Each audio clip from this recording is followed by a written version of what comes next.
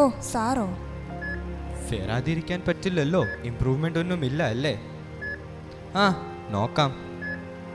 ഇടയ്ക്ക് ചില ശബ്ദങ്ങൾ ഉണ്ടാക്കാറുണ്ട്.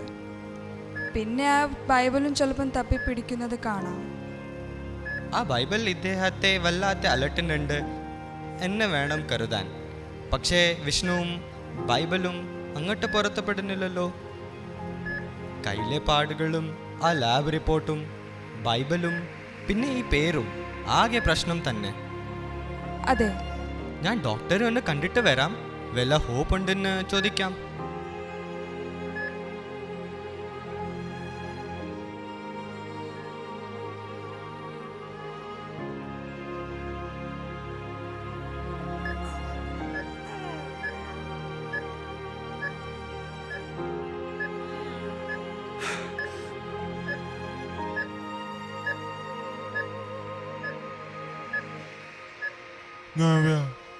ഞാനെവിടെയാ?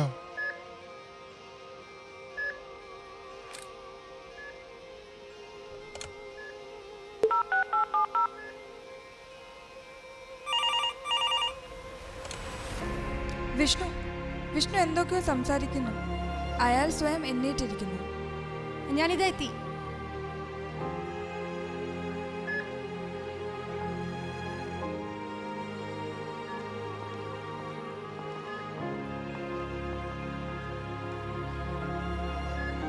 വിഷ്ണു,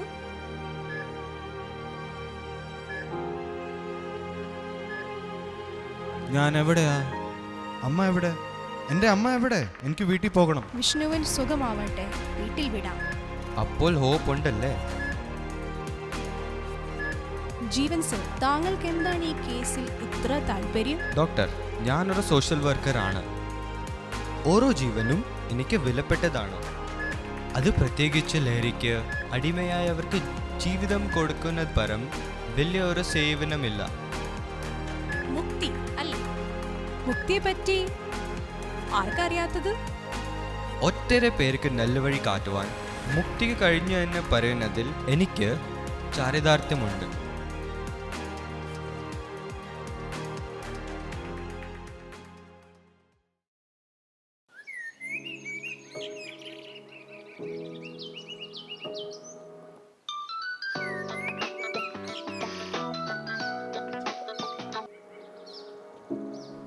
ഹലോ, ആ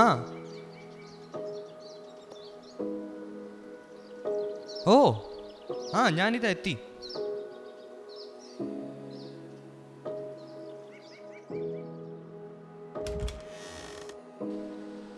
good morning Vishnu. Vishnu, good morning. ഓ ഞാൻ സോറി സർ, ഗുഡ് മോർണിംഗ്. ഞാൻ വിഷ്ണുവിന്റെ പേര് മറന്നുപോയോ? സാരമില്ല, എല്ലാം ശരിയാകും.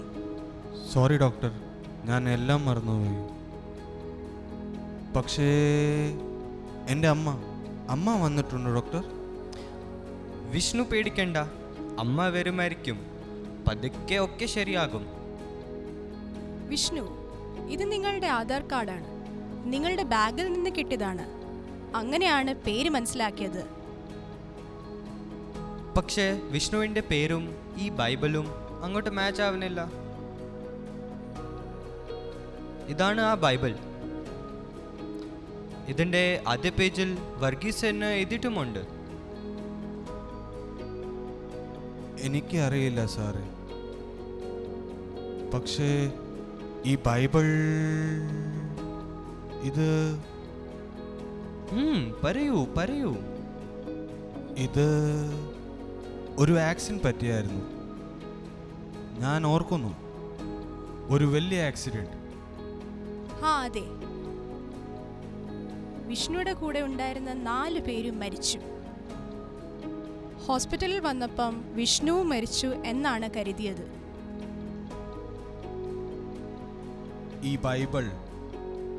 ഈ ബൈബിളാണ് എന്നെ രക്ഷിച്ചത്. അന്ന് എന്താണ് സംഭവിച്ചത് ഓർമ്മയുണ്ടോ? അത് പിന്നെ എന്താണ് വിഷ്ണു, പുറത്തു പറയാൻ പറ്റാത്ത വല്ലതുമാണോ? അതെ ഡോക്ടർ, എനിക്കെല്ലാം പറയണം, എല്ലാം ഏറ്റു പറയണം. അല്ലെങ്കിൽ ഈ ബൈബിളും യേശുദേവനും വെറുതെ വിടത്തില്ല. അതിനു മാത്രം എന്തു സംഭവിച്ചു വിഷ്ണു പറഞ്ഞോളൂ. ഞാനൊരു കൗൺസിലറും സോഷ്യൽ വർക്കറും ഒക്കെയാണ്. വിഷ്ണുവിനെ 2 മാസം മുമ്പേ ഇവിടെ എത്തിച്ചതും ഞാനാണ്. പിന്നെ ഡോക്ടറെ അറിയാമല്ലോ. അതെ, ഇപ്പോൾ എല്ലാം ഒരു സിനിമയിലേതുപോലെ തെളിഞ്ഞു വരുന്നു. ഞാൻ എല്ലാം പറയാം. അമ്മേ, ഞാൻ ഇത് തിരിക്കുന്ന വിവരം ആ ജോസാറിനെ വിളിച്ച് പറയണം. അയ്യോ അമ്മേ, എന്റെ നാക്ക് പൊള്ളിന്നാ തോന്നുന്നു. ഒന്ന് പതുക്കെ എന്റെ മോനെ. പിന്നെ ഉണ്ടല്ലോ, അവിടെ ഒക്കെ പോയി മര്യാദയ്ക്ക് ഒക്കെ നിക്കണം എന്നും പ്രാർത്ഥിച്ചിട്ട് പോവാവൂ. മോനെ, നീ എങ്ങനെയാ സ്റ്റേഷനിൽ പോകുന്നേ? ആ ജോജുനോട് പറഞ്ഞിട്ടുണ്ട്, അവന്റെ കൂടെ ബൈക്കിൽ പോയിക്കൊള്ളാം. നീ എവിടെ ആയാലും നിന്റെ പപ്പയുടെ പേര് അന്ന് ആക്സിഡന്റ് മരിച്ചില്ലായിരുന്നെങ്കിൽ നിനക്ക് ഗതി വരത്തില്ലായിരുന്നു മോനെ. അമ്മേ, ബാംഗ്ലൂരിൽ ചെന്ന് ഞങ്ങളൊന്നും മറക്കില്ല. പൊടി ചേച്ചി. പറയണ്ട, സമയമാകുമ്പോ നമുക്ക് ആലോചിക്കാം. പിന്നെ നമ്മുടെ ലോണിന്റെ കാര്യം മറക്കരുത്. 2 മാസമായി അടിച്ചിടും. ജപ്തി നോട്ടീസ് ഒന്നും വരാതെ നോക്കണം.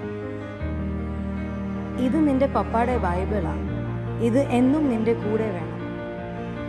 എന്റെ പേര് ആശീഷ് വർഗീസ്. ഞാൻ ചെറിയ ജോലി കിട്ടിയപ്പോ പോകാന്ന് വെച്ചു.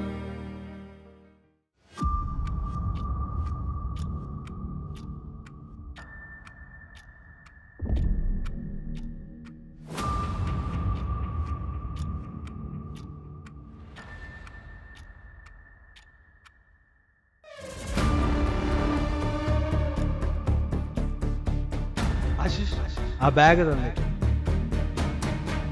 മുകളിൽ വെച്ചേക്കാം. സ്പെഷ്യൽ സ്ക്വാഡ് കയറിയിട്ടുണ്ട്, അവരെല്ലാം തപ്പും. ബാഗ് എവിടാടോ? സാധനം എടുത്തോ, ബാക്കിയെല്ലാം ശശി ചെന്നിട്ട്.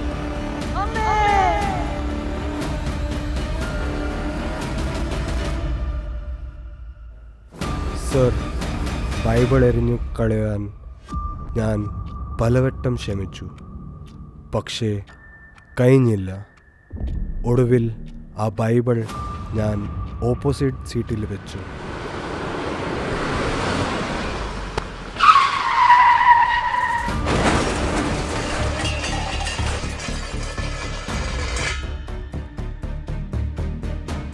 സർ, ഇതാണ് സംഭവിച്ചത്. പിന്നെ ഈ നിമിഷം വരെ സംഭവിച്ചത് എനിക്കൊന്നും ഓർമ്മയില്ല. 2 മാസമായി എന്ന് എനിക്ക് ഇപ്പോഴാണ് മനസ്സിലായത്. വിഷ്ണു, താൻ ഡ്രഗ് അഡിക്റ്റ് ആണെന്ന് എനിക്ക് അറിയാമായിരുന്നു. നിന്റെ കയ്യിലെ പാടുകൾ കണ്ടപ്പോഴേ എനിക്ക് മനസ്സിലായി. പിന്നെ ബ്ലഡ് റിപ്പോർട്ട് വന്നപ്പോഴേ ഞാൻ ജീവൻ സാറിനെ വിളിച്ചു. നിങ്ങൾ പുതിയൊരു ജീവിതത്തിലേക്ക് തിരിച്ചു വരുമ്പോൾ അത് ലഹരിമുക്തമായിരിക്കണമെന്ന് ഞങ്ങൾ ആഗ്രഹിച്ചു. അതുകൊണ്ട് ഞങ്ങൾ കാത്തിരുന്നു, അത്രമാത്രം. ഇല്ല സർ, ഞാൻ അത് ആഗ്രഹിക്കുന്നില്ല. കാരണം കഴിഞ്ഞ കുറേ ദിവസങ്ങളായി ഞാൻ പ്രതികരണശേഷി ഇല്ലായിരുന്നു. എങ്കിലും ഉള്ളിൽ യേശുദേവൻ എന്നെ ഉണർത്തിക്കൊണ്ടിരുന്നു. ബൈബിൾ വാക്യങ്ങൾ ഒരു സ്ക്രീനിൽ എന്ന പോലെ മനസ്സിൽ തെളിഞ്ഞു. യേശു കർത്താവ് എന്നെ വിളിച്ചു, എന്നോട് സംസാരിച്ചു. ദൈവം നിന്നെ അനുഗ്രഹിക്കും വിഷ്ണു. നീ യേശുവിൻ്റെ നല്ല സാക്ഷിയാകും. എനിക്ക് വിശ്വസിക്കാനാവുന്നില്ല. സത്യമാണ് ഡോക്ടർ. യേശുവിൻ്റെ ഇടപെടൽ കൊണ്ട് മാത്രമാണ് ഞാനിപ്പോൾ ജീവിതത്തിലേക്ക് തിരിച്ചു വന്നത്. അതിന് കാരണം ഒരു പക്ഷേ ഈ ബൈബിൾ ആയിരിക്കാം. അതറിയില്ല. പക്ഷെ നീ എന്തിനാണ് ബൈബിൾ എടുത്ത് കളയാൻ ശ്രമിച്ചത്?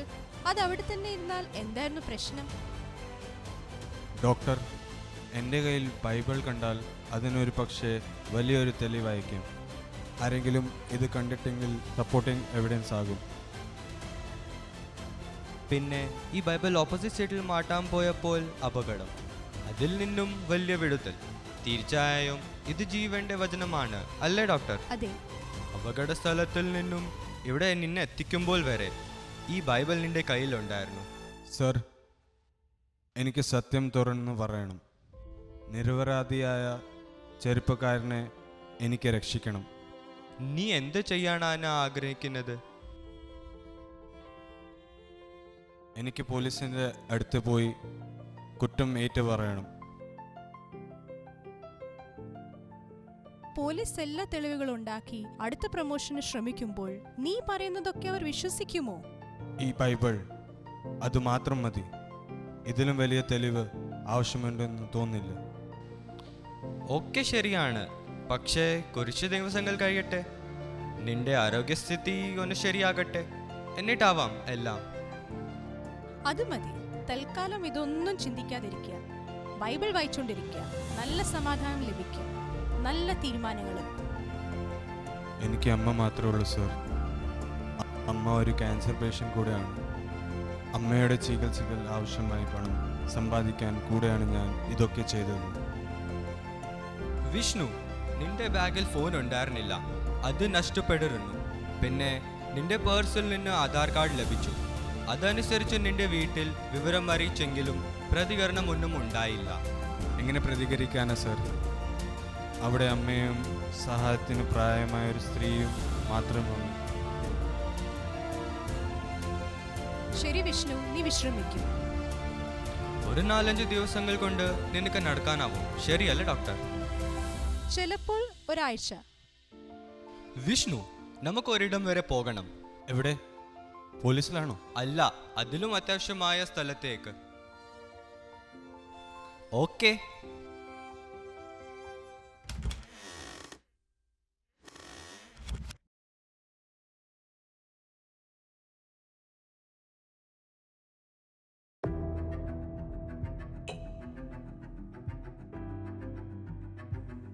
എന്തായാലും നന്നായി. എന്ത് നന്നായിന്ന്? കല്യാണം എന്ന് പറഞ്ഞ ആരും ഈ വഴിക്ക് വരികയില്ലല്ലോ. അതെന്താ? മയക്കുമരുന്ന് അടിച്ചവന്റെ പെങ്ങൾ മോശക്കാരിയാണ് എന്ന് നാട്ടുകാർ അപ്പോഴേ വിധിച്ചു കാണും. ഞാൻ എന്ത് പറയാനാ? ജീവിതം കോഞ്ഞാട്ടിയായി. നിനക്ക് എന്താ പെണ്ണെ? നാഴിക 40 വെട്ടം. ഇത് തന്നെ ഉള്ളോ പറയാൻ?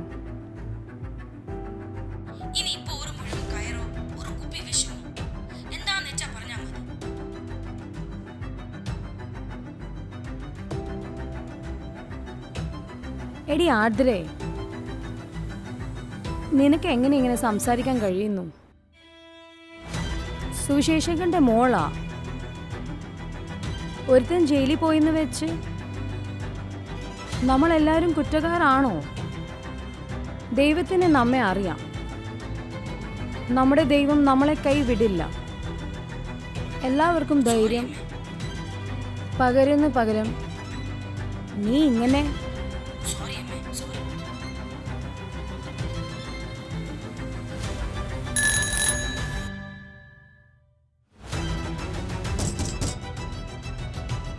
ആരോ വാതിൽ മുട്ടുന്നു. വല്ല പത്രക്കാരോ പോലീസോ മറ്റോ ആയിരിക്കും.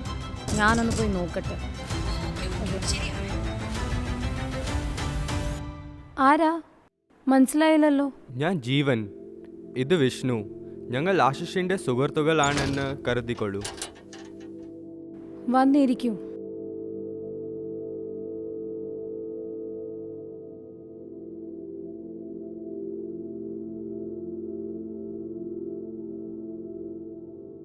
ചേച്ചി, വീട്ടിൽ ആരെയും കാണാനില്ലല്ലോ. എന്തു പറയാനാ, ഇച്ചായൻ 2 വർഷം മുമ്പേ മരിച്ചുപോയി. മോളിപ്പോൾ നാട്ടിൽ പഠിക്കുക. കൊച്ചവനാണെങ്കിൽ സ്കൂളിൽ പോയി. പിന്നെ ആശിഷ്, അവൻ്റെ കാര്യമൊക്കെ അറിയാമല്ലോ. അതിനെപ്പറ്റി സംസാരിക്കാണ് ഞാൻ വന്നത്. ആശിഷ് നിരപരാധിയാണമ്മേ. ഞങ്ങൾക്കും തോന്നി. അവൻ അങ്ങനെയുള്ള ശീലം ഒന്നും ഒരിക്കലും ഉണ്ടായിരുന്നില്ല. ഒരിക്കലും മോശമായ സംസാരം പോലും അവൻ ചെയ്തിട്ടില്ല. എൻ്റെ കുഞ്ഞിനെ ആരോ പെടുത്തിയതാ. ഇനിയിപ്പോ ചേച്ചി, ഞങ്ങൾക്ക് ചിലത് പറയാനുണ്ട്.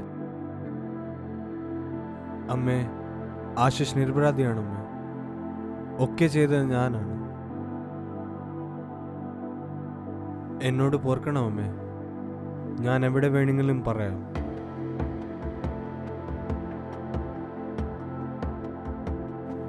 അറിയാമായിരുന്നു എൻ്റെ മോൻ നിരപരാധിയാണെന്ന്.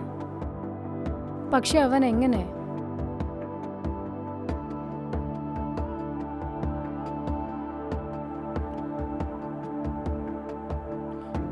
ഒക്കെ വിഷ്ണു പറയും ചേച്ചി.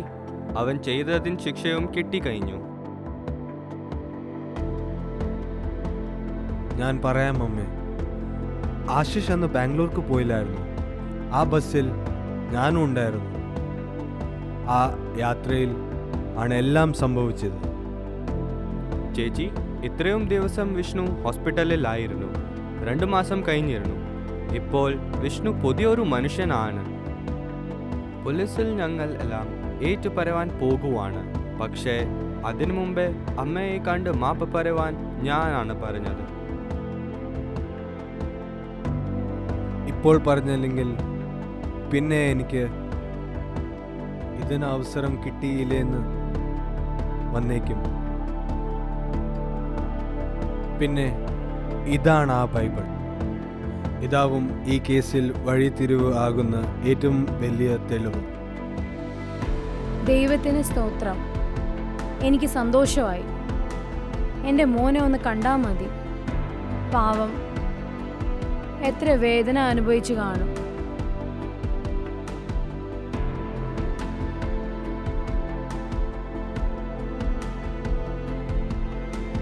എന്നെ വിശ്വസിക്കാം.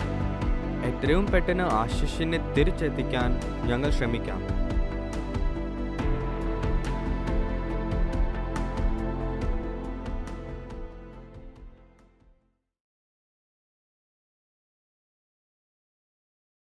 എടി, നീ അറിഞ്ഞോ ജോയ് സാർ മരിച്ചുപോയെന്ന്?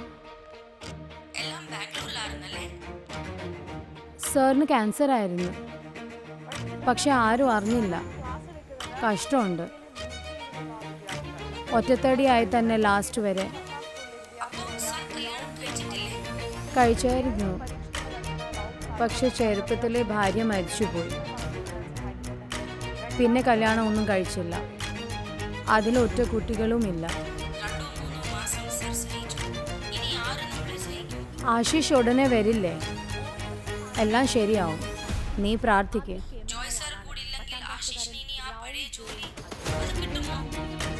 നീ പ്രാർത്ഥിക്കുക, ഒക്കെ ശരിയാവും.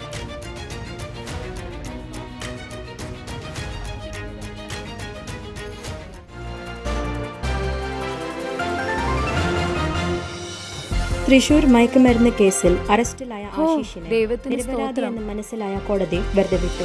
പ്രതി വിഷ്ണു സ്വയം കീഴടങ്ങിയതോടെയാണ് ആശിഷിന്റെ മോചനം യാഥാർത്ഥ്യമായത്. ഡി ആദ്രേ, നിന്റെ ചേട്ടായി ന്യൂസിൽ കാണിച്ചു. അവൻ നിരപരാധിയായെന്ന് പറഞ്ഞു. കോടതി അവനെ വെറുതെ വിട്ടുകിടി.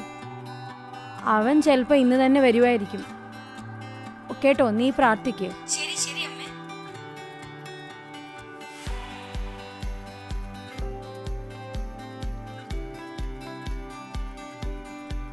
ഞാൻ പറഞ്ഞ വാക്ക് പാലിച്ചിട്ടുണ്ട്.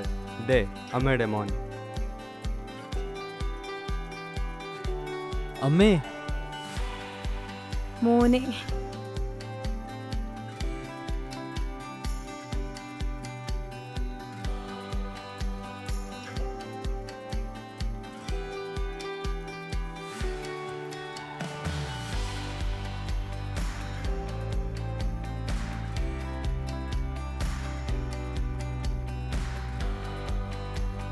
ഞാൻ അല്പം തിരക്കിലാണ്. ഞാൻ പോകട്ടെ. ശരി.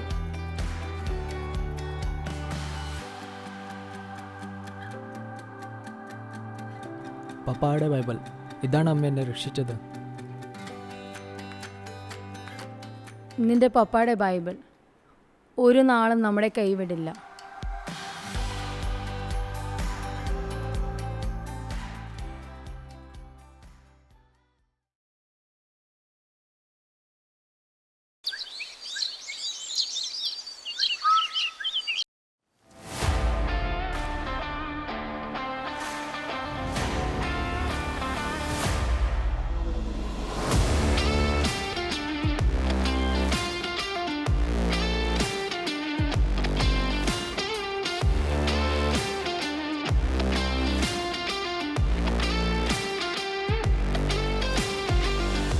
ഹലോ, ഞാൻ അഡ്വക്കേറ്റ് രാജൻ പണിക്കർ. ആശിഷ് അല്ലേ? അതെ.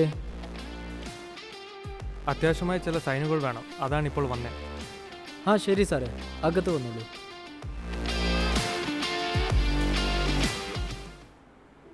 കയറി വാ സാറേ, ഇരിക്കൂ. അമ്മേ,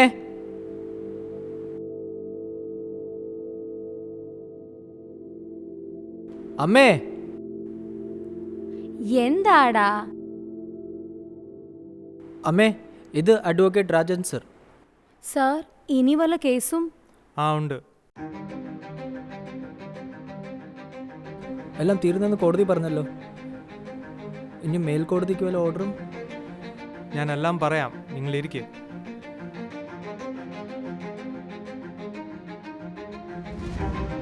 ഞാൻ ജോയ് സാറിൻ്റെ ലീഗൽ അഡ്വൈസറാണ്.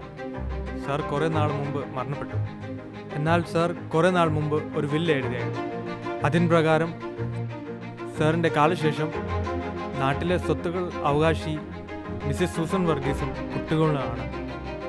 കൂടാതെ ഇപ്പോൾ സൈൻ ചെയ്യുന്ന ഈ പേപ്പർ, ഇത് ആശിഷിൻ്റെ അപ്പോയിൻമെൻറ്റ് ഓർഡറാണ്.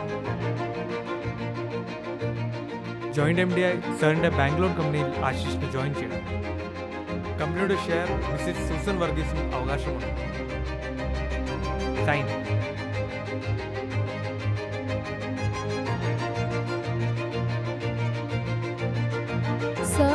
സാറിന് ഇത് എന്ത് പറ്റി? സാർ നുണ പറയുകയാണോ? മാഡം, ഇത് സത്യമാണ്. ആശിഷ് സർ നാളെ തന്നെ ജോയിൻ ചെയ്യണം, മറക്കരുത്. അപ്പോൾ ഞാൻ ഇറങ്ങട്ടെ. ഞാൻ സൈൻ ചെയ്യേണ്ട സ്ഥലങ്ങളെല്ലാം മാർക്ക് ചെയ്തിട്ടുണ്ട്. ആശിഷ് സർ രാവിലെ തയ്യാറായിട്ടിരിക്കുക. ഞാൻ വണ്ടിയുമായി വരാം. ബില്ലനുസരിച്ച് എല്ലാം പ്രൊസീഡ് ചെയ്യാൻ കുറച്ച് സമയമെടുക്കും. എന്നാൽ ആശിഷ് ബാംഗ്ലൂരിൽ പെട്ടെന്ന് എത്തിയാലേ പറ്റും. അതുകൊണ്ടാണ് ഇന്ന് തന്നെ വന്നത്. മാഡത്തിൻ്റെ ചില രേഖകൾ എനിക്ക് ആവശ്യമാണ്. ജോയ് സർ ഇങ്ങനെ ചെയ്യാനുള്ള കാരണം? ഞങ്ങൾ വളരെ അകന്ന ബന്ധുക്കളല്ലേ? മാഡം, ഞാൻ ചുരുക്കി പറയാം. പക്ഷെ മാഡം വിഷമിക്കരുത്. നേരത്തെ പറഞ്ഞതിൽ ഒന്നും മാറ്റവും ഉണ്ടാവരുത്. എന്താണ്? എന്തായാലും പറയൂ. 2-3 വർഷങ്ങൾ മുമ്പ് മാഡത്തിൻ്റെ ഹസ്ബൻഡ് ഒരു അപകടത്തിൽ മരണപ്പെട്ടായിരുന്നു. അതെ, അച്ഛൻ മരിച്ചിട്ട് ഒരു ആക്സിഡൻ്റായിരുന്നു. ഏതോ വാഹനം ഇടിച്ചിട്ട് നിർത്താതെ പോയി. ശരിയാണ്, അന്ന് പെഴുമരയായിരുന്നു. അന്ന് വാഹനം ഓടിച്ചിരുന്ന ജോയ് സാറിൻ്റെ ഡ്രൈവറായിരുന്നു. സാർ പിന്നിലെ സീറ്റിൽ മയക്കത്തിലും. പെരുമഴ ആയതിനാൽ വഴി ശരിക്കും കാണുമായിരുന്നില്ല. പെട്ടെന്നാണ് അത് സംഭവിച്ചത്. ഒരാൾ മുമ്പിൽ പെട്ടു. വണ്ടി പെട്ടെന്ന് നിർത്താനായി. പിന്നിൽ ഉറക്കത്തിലായിരുന്ന സാർ ഇതൊട്ടും അറിഞ്ഞുമില്ല.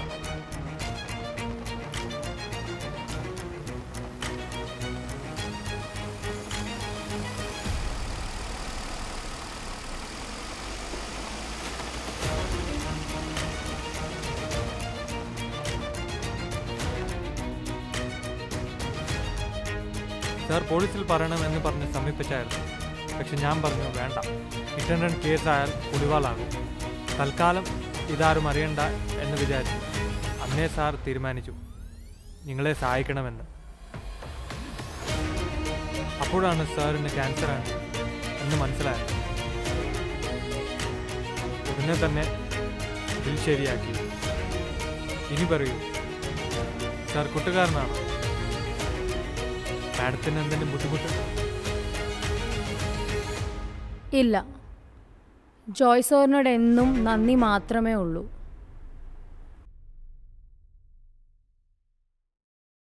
അപ്പോൾ ശരി, സമയം എത്രയായി? ആശിഷ് സാർ നാളെ രാവിലെ റെഡിയായി നിൽക്കുമല്ലേ?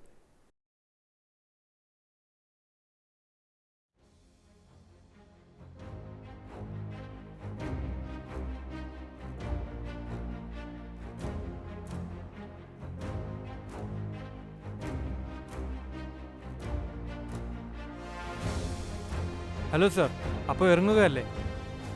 യെസ് സർ, ഞാൻ റെഡി. ഇത് ഓക്കെ അല്ലേ? ബ്ലേസറൊക്കെ വേണ്ടേ? ആ ശരിയാക്കാം.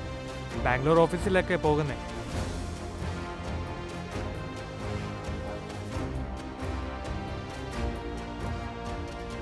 ഇനിയും സാറിൻ്റെ വേഷം ഇതാണ്, മനസ്സിലായില്ലേ? ആ മനസ്സിലായല്ലോ. അമ്മേ, ഞാൻ ഇറങ്ങുവാ കേട്ടോ. ഒരു നിമിഷം, നമുക്ക് പ്രാർത്ഥിച്ചിട്ട് ഇറങ്ങാം.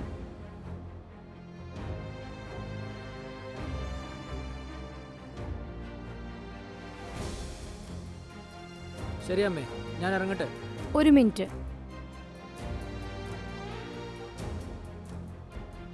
ഇത് വെച്ചോളൂ.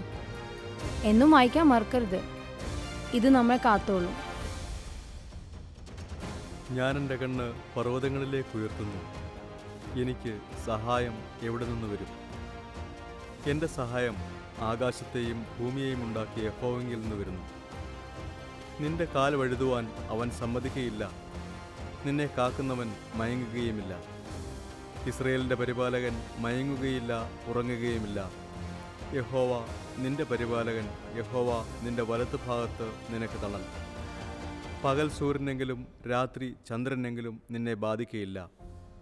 യഹോവ ഒരു ദോഷവും തട്ടാതെ വണ്ണം നിന്നെ പരിപാലിക്കും. അവൻ നിന്റെ പ്രാണനെ പരിപാലിക്കും. യഹോവ നിന്റെ ഗമനത്തെയും ആഗമനത്തെയും ഇന്നു മുതൽ എന്നേക്കും പരിപാലിക്കും.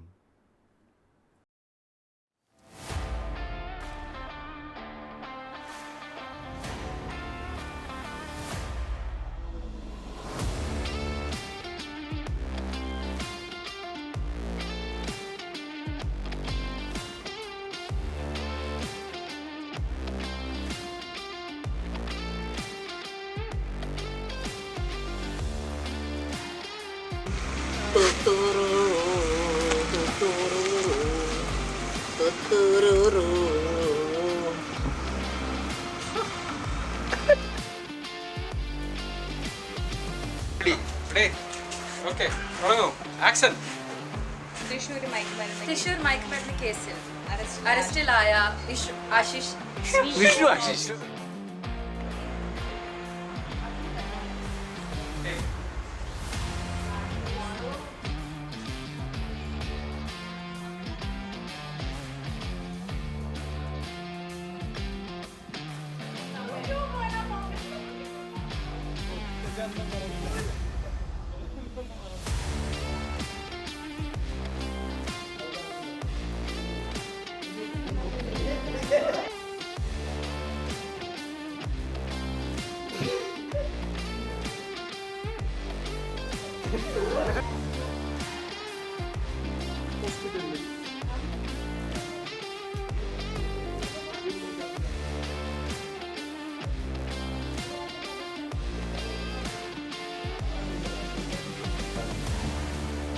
കാരണം